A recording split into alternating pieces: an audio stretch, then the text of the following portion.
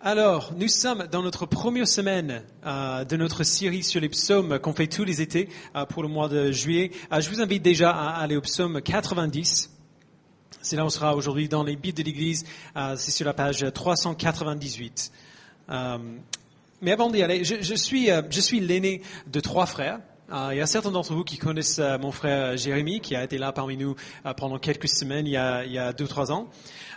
Jérémy, il est né quand j'avais 4 ans, et puis Jared, le deuxième frère, est né quand j'avais presque 10 ans. Et donc l'écart d'âge entre nous deux était particulièrement grand. Mais entre moi et Jérémy, des choses étaient un peu plus tendues, comme c'est souvent le cas quand les enfants sont un peu plus rapprochés. Je les aimais tous les deux, évidemment, mais Jérémy m'énervait plus. Parce que avec Jared, il était tout petit, il était mignon comme tout, je voulais pas lui faire du mal. Jérémy, par contre, c'était pas pareil. Et je me souviens d'une période de ma vie où j'ai réalisé pleinement que j'étais plus fort que lui. Que j'étais plus grand que lui. J'avais plus de force que lui et en plus il m'aimait beaucoup et donc du coup il faisait tout ce que je lui disais de faire. Je pouvais être assez méchant avec lui, il ne pouvait pas m'arrêter. On avait un abricotier par exemple dans notre jardin en Washington quand on était petit. Il y avait souvent des abricots qui tombaient par terre, qui pourrissaient par terre. Donc un jour j'ai décidé d'attacher Jérémy à notre garage et de lui balancer des abricots dessus, juste pour voir s'il pourrait arriver à s'en échapper. Il n'a pas pu. Une autre fois, je me suis donné le défi de voir combien de fois en une journée je pourrais lui faire peur assez pour le faire pleurer. Et je suis arrivé jusqu'à 11 fois dans la journée. C'était chouette. C'était pas constant quand même. J'aimais mon frère et je l'aime encore aujourd'hui. Il m'aime aussi. C'était rien de traumatisant. Mais j'aimais bien le sentiment que j'étais plus fort que je ne l'étais réellement. Même si tout le monde n'était pas aussi méchant que moi j'étais quand j'étais gamin, on sait tout ce que c'est. Ce désir de se sentir fort et grand et capable, le désir d'être sans limite en quelque sorte. Et c'est pour ça qu'on construit des gratte-ciel, des smartphones, des fusils pour pouvoir nous sentir plus forts que nous sommes. C'est pour ça qu'on fait des empires et on fait la guerre avec ceux qui nous opposent. Depuis le début de notre existence, les êtres humains veulent être les plus grands, veulent être plus grands qu'ils ne le sont vraiment. Mais le psaume 90, notre psaume d'aujourd'hui, ne nous permet pas de maintenir cette illusion. Et c'est pour ça que je l'aime beaucoup. Chaque année, on passe notre été dans les psaumes. Et juste au cas où il n'y a pas tout le monde qui est au courant, le livre des psaumes, c'est un livre des chants, de chants ou de prières, utilisé par le peuple d'Israël depuis des millénaires. Et il est organisé en 5 livres différents, 5 livres séparés. Et donc, depuis quelques années, on passe l'été dans une sélection de différents livres du psautier. Et donc, cette année, on est arrivé au livre 4, qui va du psaume 90 au psaume 106. D'ailleurs, si vous avez dans vos Bibles, juste au-dessus du psaume 90, vous avez peut-être une petite en-tête qui dit 4e livre, 90 jusqu'au 106. Et donc, on va commencer au début de ce livre aujourd'hui par le psaume 90.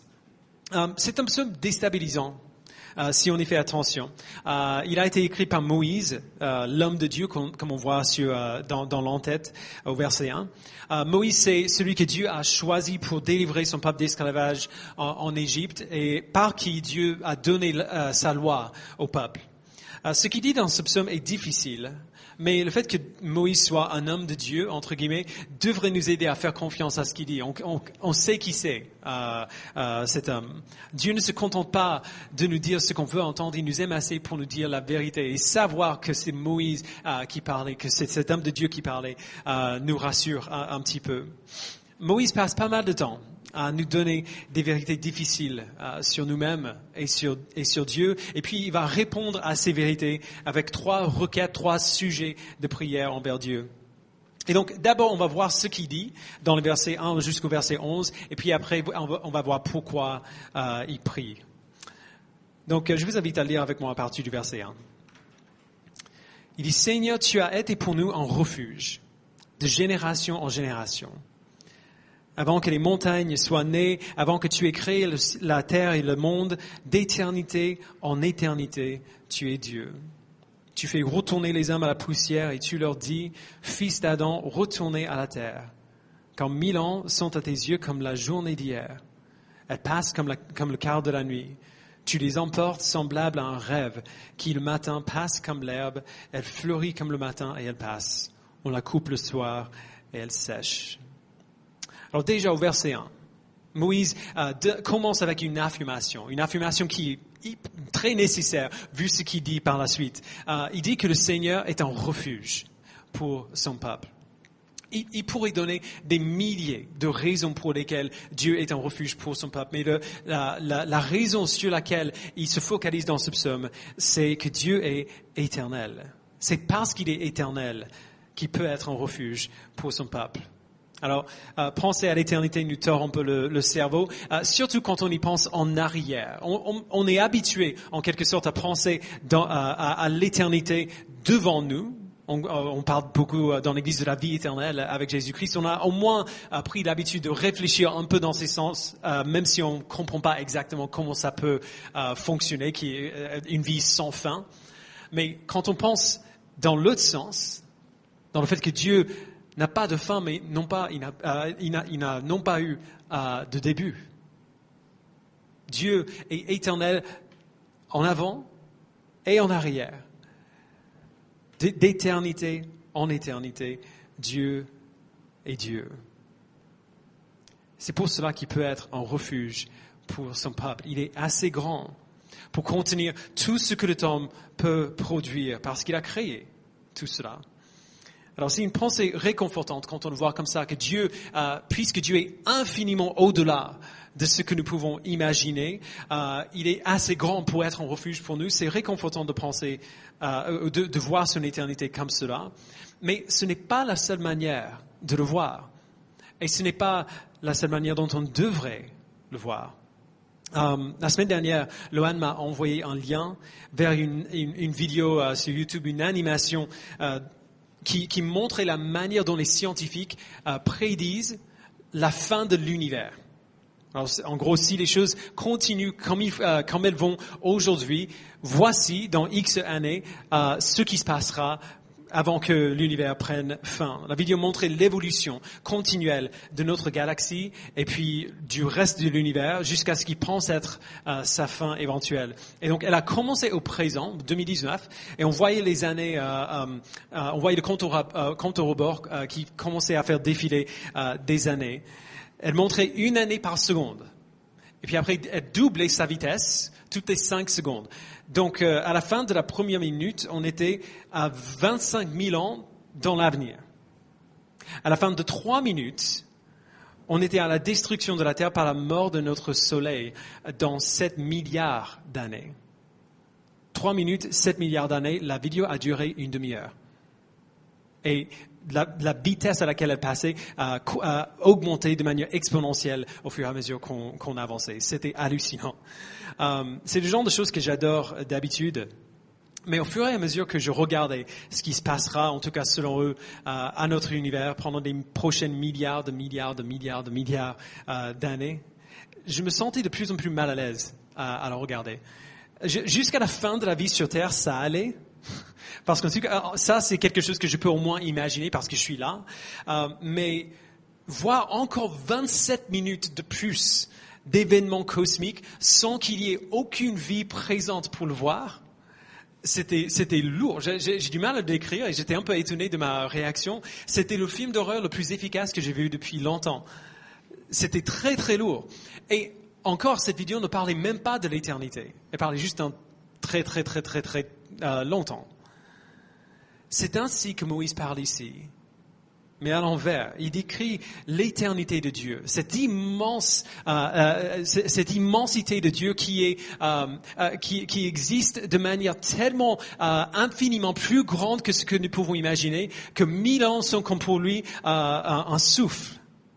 Il décrit cette éternité gigantesque de Dieu et puis il se retourne et il se focalise sur nous. Sur la petite vie que nous avons. Il nous compare à Dieu en parlant du temps. Le Dieu éternel comparé à qui les êtres humains sont horriblement temporaires. C'est l'illustration parfaite, je trouve, de la distance existentielle entre nous et Dieu. Il n'aurait pas pu trouver une meilleure illustration pour montrer à quel point nous sommes différents de lui. Et Moïse fait un lien très clair entre la nature temporaire de l'humanité et la colère de Dieu contre notre péché, c'est-à-dire notre rébellion contre lui. Il en a déjà parlé un petit peu au verset 3 quand il disait tu fais retourner les hommes à la poussière et tu leur dis fils d'Adam retournez à la terre. Il le fait encore au verset 7. Nous sommes consumés par ta colère, il dit, et ta fureur nous épouvante. Tu mets devant toi nos fautes et ta lumière éclaire nos secrets. Alors il va revenir sur cette question de colère un peu plus tard, mais pour l'instant, pourquoi est-ce que Moïse mentionne cette question du péché et de la colère de Dieu alors qu'il parle du temps? On voit pas nécessairement le lien entre les deux. Eh bien, si on se souvient de l'histoire de la création, la mort est entrée dans le monde à cause du péché, à cause de la rébellion de l'homme contre Dieu. Dans Genèse 3, après que l'homme ait péché contre Dieu, parce qu'il voulait prendre la place de Dieu, il voulait être comme lui, Dieu a prononcé un jugement contre lui et tous ses descendants, donc nous y compris. La dernière chose que Dieu dit dans ce jugement contre l'humanité, dans Genèse 3, 19, c'est à la sueur de ton visage que tu mangeras du pain, et ce jusqu'à ce que tu retournes à la terre, comme Moïse a dit, puisque c'est d'elle que tu as été tiré. Oui, tu es poussière et tu retourneras à la poussière. Donc Moïse se rappelle de ces paroles en écrivant son psaume, en disant que c'est à cause de notre péché, à cause de la colère de Dieu contre notre péché, que la vie de l'homme a une date de péremption. La raison pour laquelle notre vie est ce qu'elle est aujourd'hui, c'est à cause du péché contre Dieu et de la juste colère de Dieu contre ce péché-là. Et Moïse, qui a aussi écrit le livre de la Genèse, si on croit Jésus, a évidemment cette idée en tête quand il écrit. Donc il dit au verset 9, « Tous nos jours disparaissent à cause de ta colère. Nous voyons nos années s'étendre comme un soupir.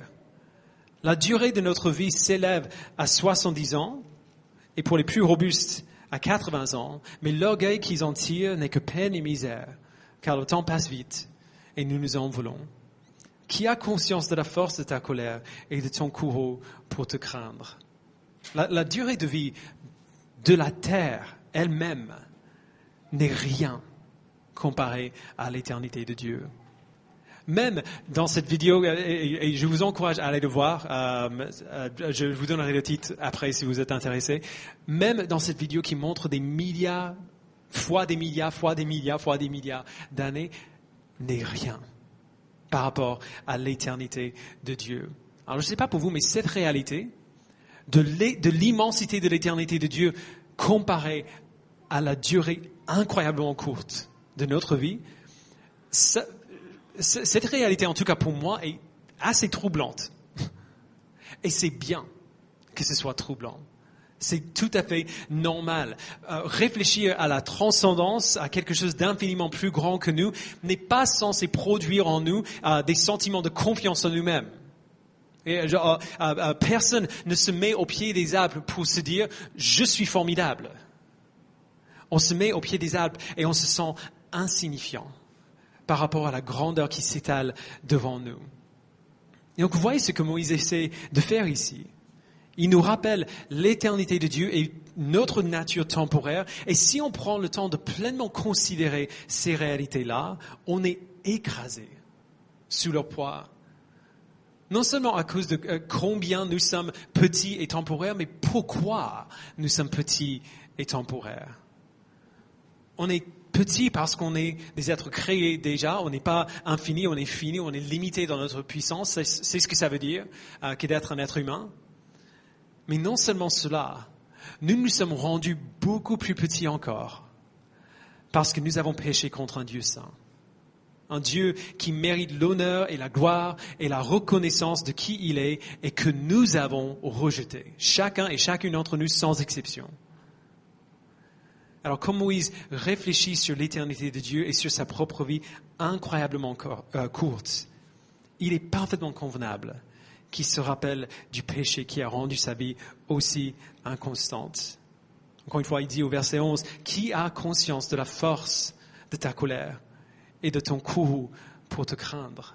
J'adore à quel point Moïse est honnête avec nous. Personne, même pas les plus saints parmi nous, n'est pleinement conscient de ces réalités-là, de la colère de Dieu contre le péché. On n'arrive pas à les considérer et on ne veut pas les considérer.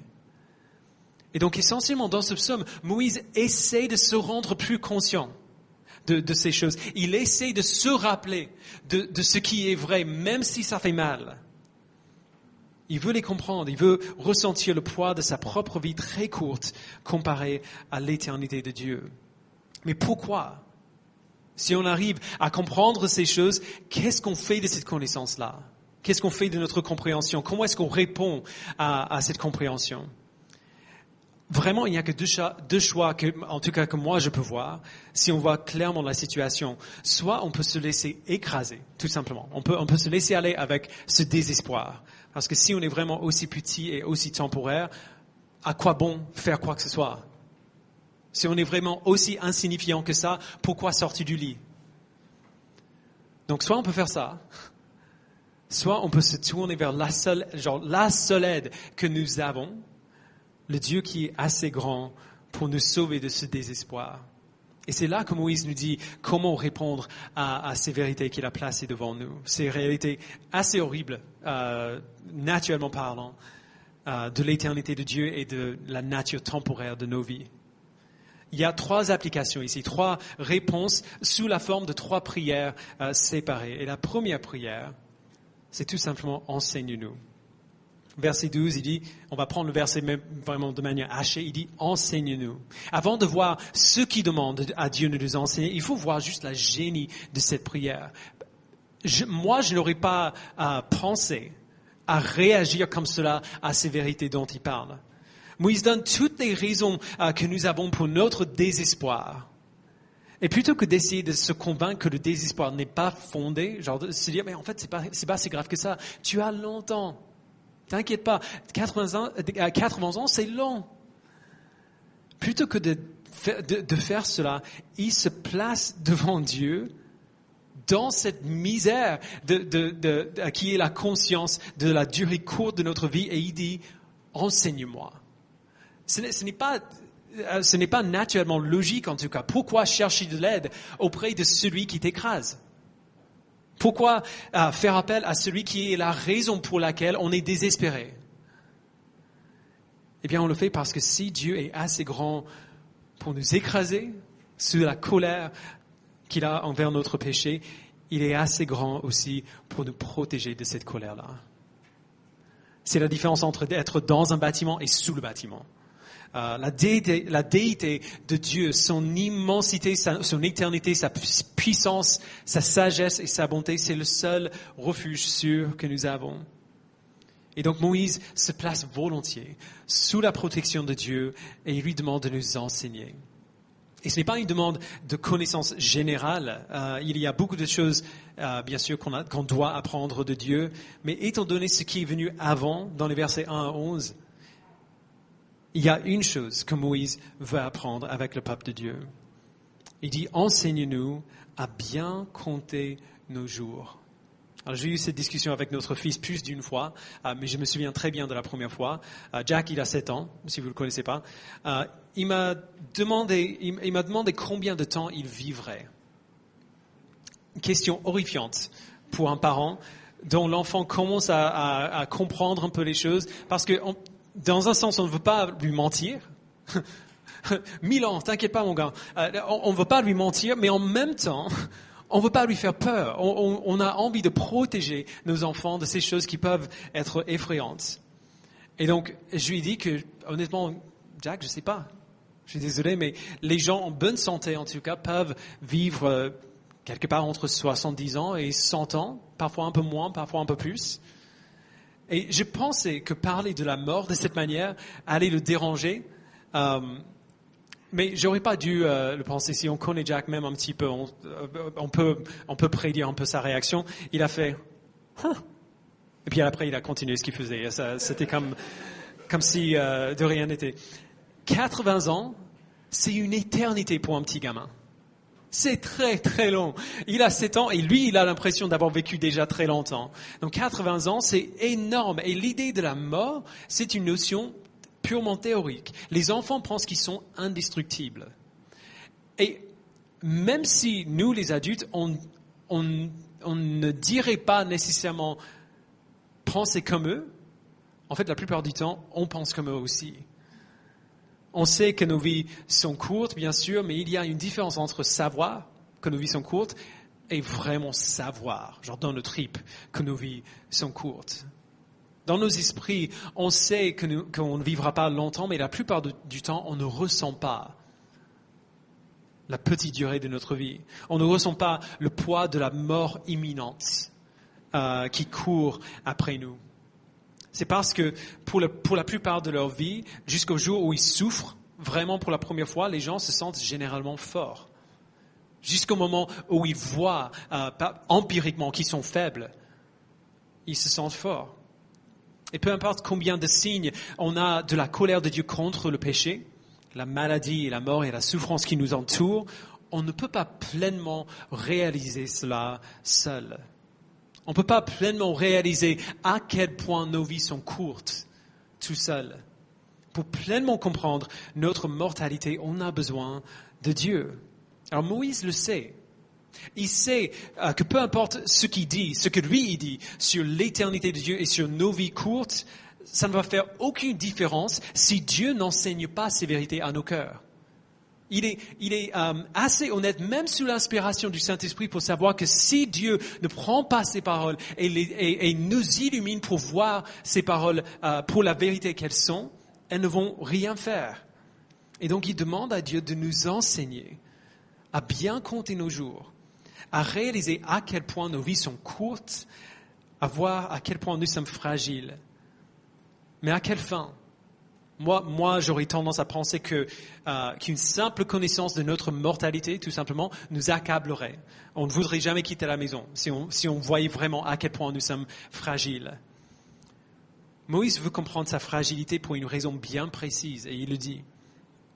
Il dit, « Enseigne-nous à bien compter nos jours, afin que notre cœur parvienne à la sagesse. » Pour le dire simplement, quand on réalise à quel point nos vies sont courtes, on peut voir nos vies plus clairement.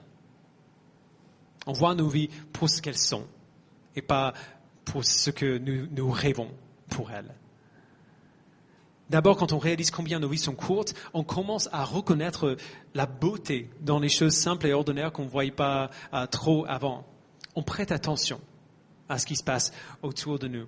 On va savourer chaque rire de nos enfants, chaque bon repas, chaque journée ensoleillée, tant qu'il ne fait pas trop chaud, chaque bon livre, chaque acte de bonté. On va prêter attention à toutes ces petites bénédictions qui nous entourent tout le temps, parce qu'on va réaliser que c'est peut-être la dernière fois qu'on va les voir.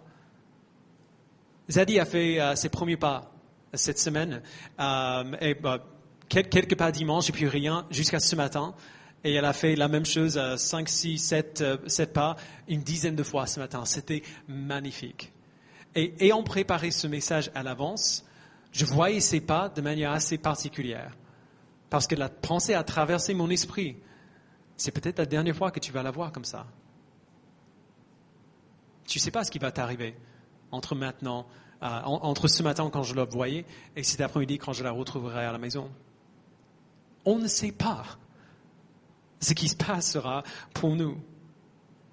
Et encore plus important encore, quand on réalise à quel point notre temps dans cette vie est court, on veut que chaque moment compte.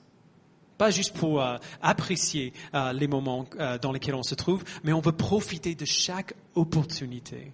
On veut prendre des décisions sages. On ne veut pas perdre notre temps pour des choses qui ne sont pas insignifiantes. Alors nous savons, si on est chrétien depuis un petit peu de temps, on sait quelle est cette sagesse. On sait quelles sont ces opportunités et ce que c'est qu'une œuvre signifiante, une œuvre qui a du sens dans nos vies. La Bible nous dit comment vivre. Elle nous le dit très clairement. Mais combien de fois est-ce qu'on n'a pas pris la décision, par exemple, de nous discipliner parce qu'on s'est dit, je pourrais le faire demain. J'aurai le temps d'apprendre à faire ça. J'aurai le temps de prendre ce choix-là ou de parler à cette personne de Jésus. Combien de fois est-ce qu'on n'a pas fait ce que la Bible nous dit de faire parce qu'on imagine qu'on a tout le temps dans le monde?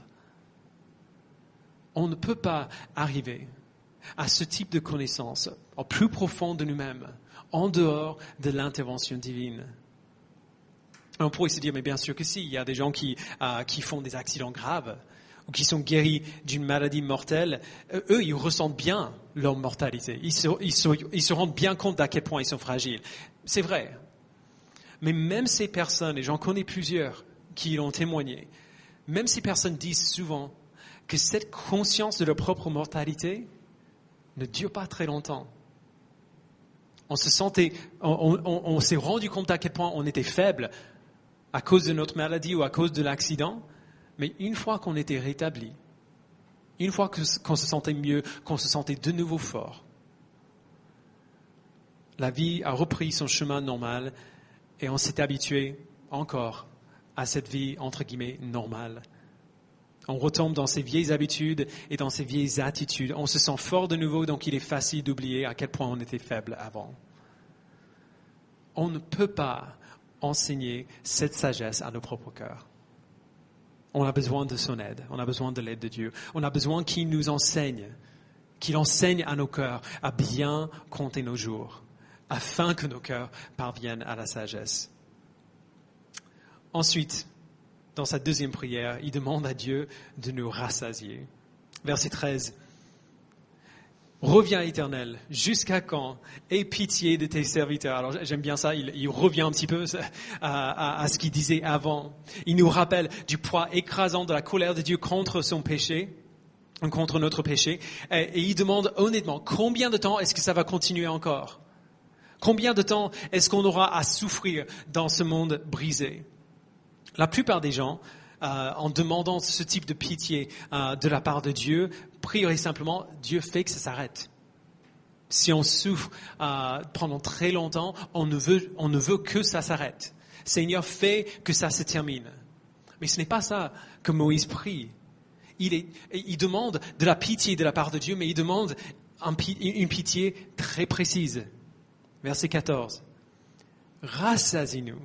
Pas fait que ça s'arrête, mais fais qu'on soit satisfait. Rassasie-nous chaque matin de ta bonté. Et nous serons toute notre vie dans la joie et dans l'allégresse. Réjouis-nous autant de jours que tu nous as humiliés, autant d'années que nous avons connu le malheur. Alors remarquons bien qu'il ne demande pas à Dieu que les choses difficiles de cette vie s'arrêtent. Il ne demande pas à Dieu d'enlever ce qui lui faisait souffrir avant. Il demande à Dieu de le satisfaire pour que ces choses qui lui faisaient souffrir avant n'aient plus le même pouvoir. Essentiellement, Moïse prie pour le renversement de l'état dans lequel on s'est trouvé. L'homme s'est rebellé contre Dieu et à cause de cette rébellion, on est sujet à la douleur et à la souffrance et à des vies très, très courtes. Moïse prie que nous soyons satisfaits par quelque chose qui va au-delà de cette vie courte, qui va au-delà de ce péché. Que Dieu, plutôt que de nous juger pour notre péché, nous satisfasse. Que plutôt que de nous affliger pour notre péché et de permettre au mal de continuer d'avoir cet impact gigantesque sur nous, il prie qu'on se réjouisse. Et que cette joie, que cette satisfaction ne soit pas temporaire comme nos vies sont temporaires.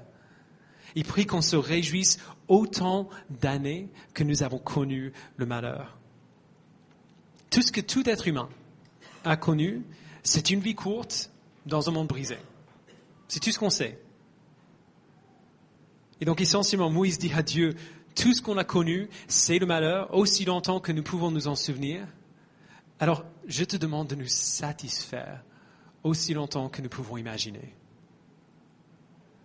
Ce renversement pour lequel il prie n'est réellement possible que si le péché qui nous a brisés est enlevé. ce qui fait notre malheur, ce qui fait notre souffrance dans cette vie, c'est le péché. Et on ne peut pas inverser les effets du péché sans résoudre le problème du péché. Donc, du coup, on voit que cette prière est une prière de foi. À ce moment de l'histoire, au moment où Moïse a écrit ce psaume, personne ne comprenait la colère de Dieu contre le péché mieux que Moïse. C'est à Moïse que Dieu avait donné sa loi, avec toutes ses instructions sur comment protéger le peuple de la colère de Dieu.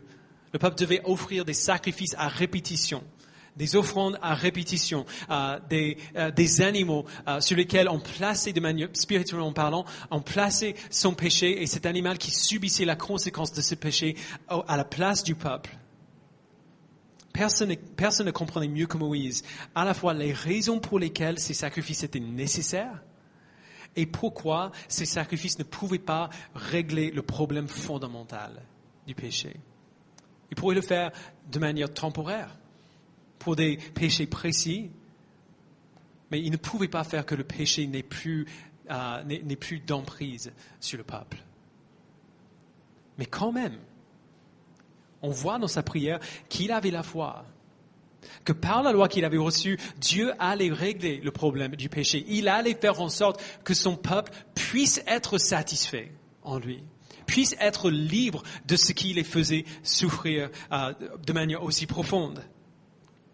L'auteur de la lettre aux Hébreux dit, donc c'est Hébreux 11, verset 26, c'est par la foi que Moïse considérait l'humiliation attachée au Messie comme une richesse plus grande que les trésors de l'Égypte, car il avait le regard fixé sur la récompense à venir.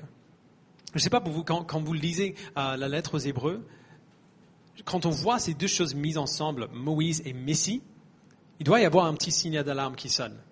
Parce que Moïse a vécu très très très longtemps avant le Messie. Donc le Messie, c'est Jésus-Christ.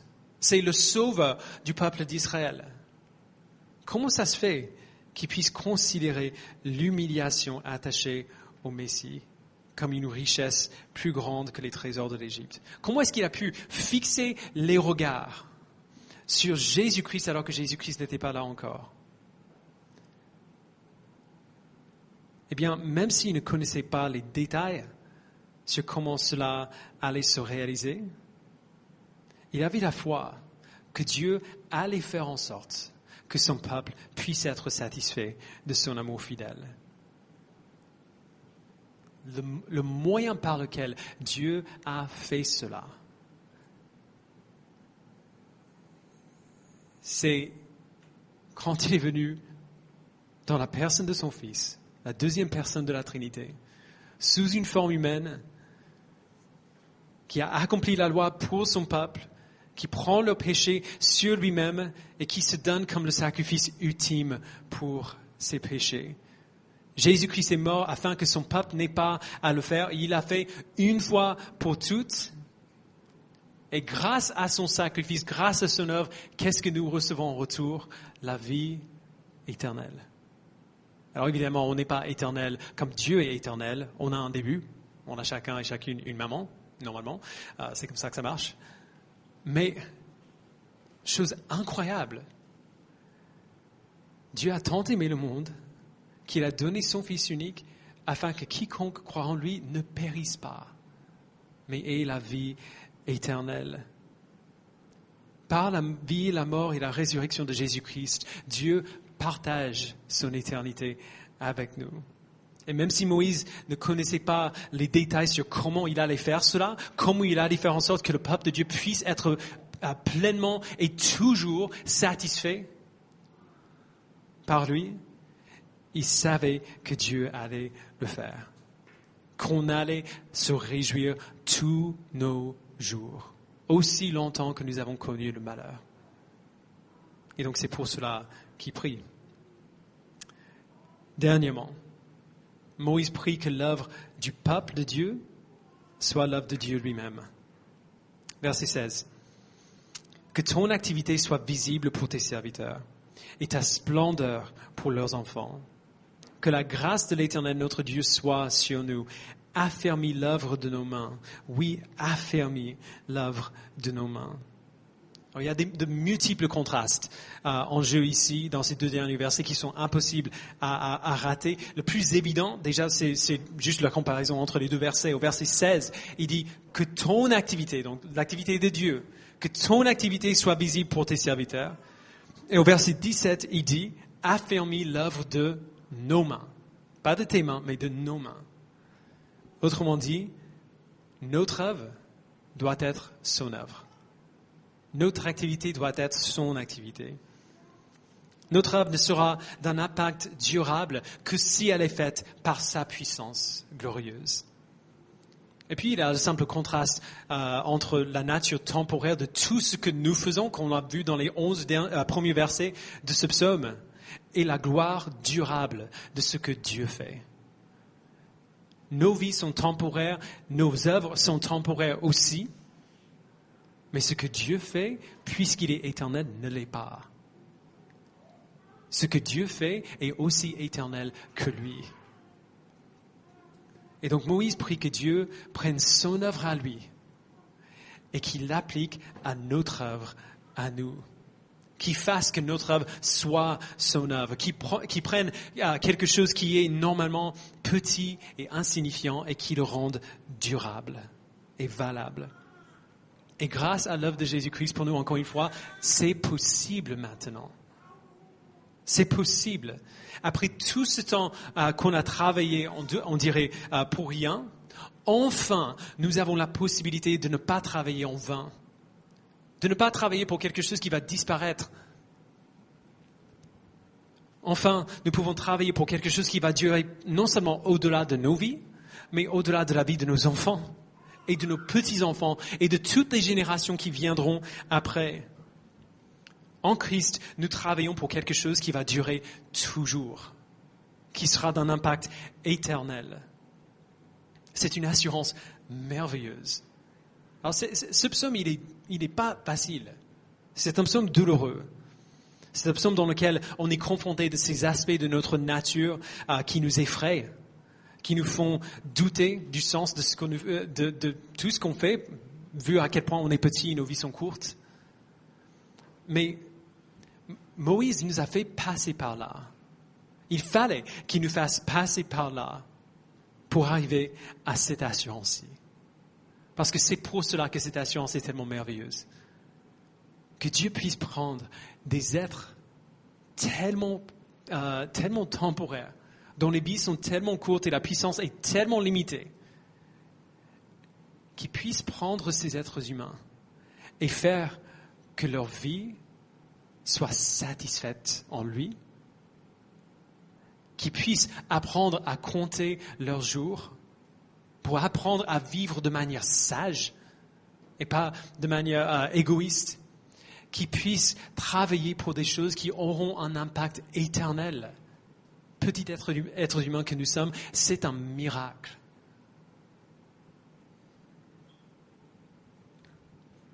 Maintenant, en Christ, pour citer Derek Kidner, non seulement l'œuvre de Dieu durera, mais avec sa bénédiction, l'œuvre de nos mains aussi. C'est tout simplement incroyable.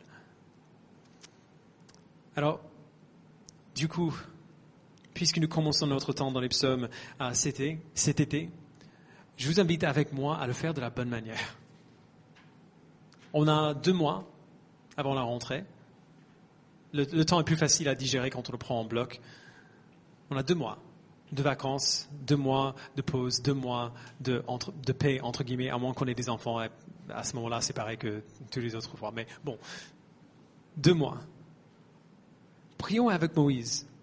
Pendant ces 2 mois et pendant le reste de notre vie, prions de manière continuelle que Dieu nous enseigne à bien compter nos jours, à bien voir à quel point nous avons peu de jours, même si on vit jusqu'à la fin naturelle de notre vie et on décède d'une mort à un âge très avancé.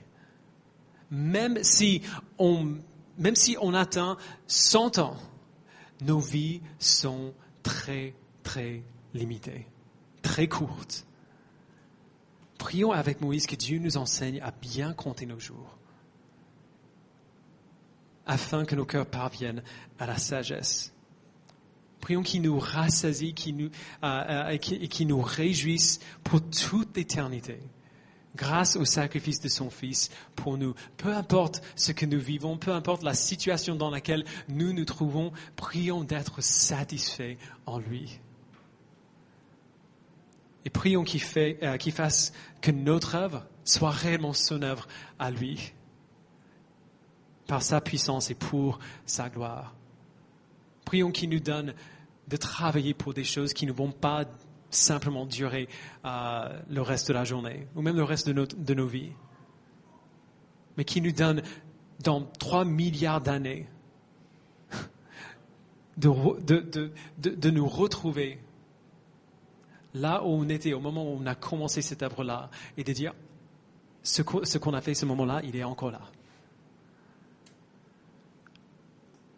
Et si vous ne connaissez pas Jésus, j'aimerais vous dire quelque chose en particulier. Toute cette semaine, alors que je préparais ce psaume et je réfléchissais sur ce psaume, je priais ces prières pour moi-même, pour ma famille, pour mon Église. Mais je priais aussi pour vous, qu'on se connaisse ou non, que je connaisse votre visage ou non.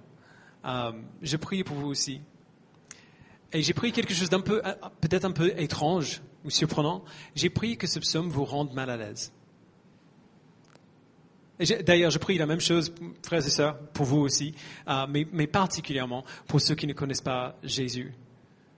J'ai prié que ce que Moïse dit vous effraie un peu. Que les paroles de ce psaume vous frappent en pleine figure, vous fassent réaliser combien vous avez peu de temps. Et vous fasse voir que vous avez si peu de temps parce que vous, comme nous tous ici, vous êtes rebellés contre Dieu. J'ai prié que vous réalisiez ces choses parce que si on ne voit pas le problème, on ne cherchera jamais la solution. Et la solution, comme on a déjà vu, c'est Jésus-Christ. C'est parce qu'il a vécu, parce qu'il est mort, parce qu'il est ressuscité, qu'on puisse réellement apprendre à compter nos jours pour un cœur de sagesse. C'est parce qu'il a fait ce qu'il a fait qu'on puisse avoir un espoir d'une satisfaction éternelle en lui. C'est parce qu'il a fait ce qu'il a fait que nous pouvons travailler pour quelque chose qui va durer. Parce que ce n'est pas seulement nous qui travaillons, mais Dieu qui travaille en nous pour sa gloire. Et donc, souvenez-vous de ce que Moïse a dit. Il s'est posé assez mal à l'aise, on dirait, du verset 11. Verset 13. Reviens, Éternel, jusqu'à quand? Aie pitié de ses serviteurs. Il ne se sent pas bien. Mais Moïse s'est posé mal à l'aise sous le poids de ces vérités très, très lourdes. Et puis il s'est tourné et il a couru vers le seul secours qu'il avait. Le seul secours éternel qui peut supporter le poids de l'éternité contre nous. Laissez ces paroles vous travailler ce matin. Revenez dessus. Si vous n'avez pas de Bible à la maison, prenez une de ces Bibles blanches, revenez sur le psaume 90. Pour que ces paroles vous travaillent aujourd'hui et le reste de la semaine, et puis courez à Jésus-Christ, notre Sauveur et notre Seigneur éternel. Repentez-vous de vos péchés et placez en lui votre foi. Et si vous faites cela, sachez que la réponse à ces 3 prières, la réponse favorable que Dieu promet à tous ses enfants, deviennent aussi des promesses pour vous. Pour nous, tous qui avons placé notre foi en Jésus-Christ, ces prières que Moïse prie pour nous deviennent des promesses pour ses enfants. Dieu nous apprend à voir la vie telle qu'elle est. Il nous satisfait. Il nous satisfait par sa gloire, en sa présence. Et il fait que notre œuvre devienne son œuvre à lui. Et donc, si vous placez en lui votre foi, sachez que ces prières sont des promesses aussi pour vous. Je vous invite à prier avec moi. Père, je te remercie pour ta fidélité. Merci, Père, pour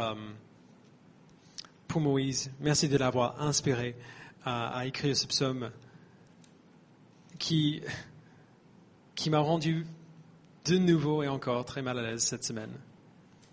Mais merci Père pour cette malaise. Merci pour ce trouble de cœur qui réalise à quel point nos vies sont courtes. Parce que c'est ainsi que nous pouvons voir que notre seul refuge, c'est toi. Seigneur, tu as été pour nous un refuge de génération en génération parce que d'éternité en éternité, tu es Dieu. Donne-nous, Père, de prier comme Moïse et d'avoir confiance en toi comme Moïse, de courir vers le seul refuge que nous avons, même si tu nous fais un peu peur parfois. Merci, Père, de ne pas nous permettre de rester effrayés par ton immensité, mais réconfortés par le fait que tu es assez grand pour nous protéger de tout ce qui pourrait nous menacer, parce que c'est toi qui as créé toutes ces choses. Merci, Père. Au nom de Jésus, nous le prions. Amen.